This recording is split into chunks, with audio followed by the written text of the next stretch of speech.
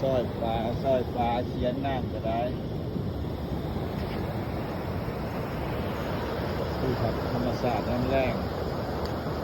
ที่ใต้เขื่อนเซซาลาลัม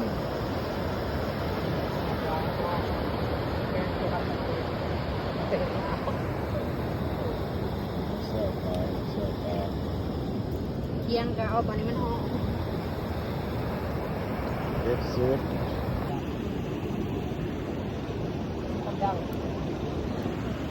ยายมาจากคนนอก ใช่ว่าตีว่ะเนาะ ใช่ว่ารถพักจับรถได้บ่รถนะมันจะมันอันนั้นโอ้คุ้ม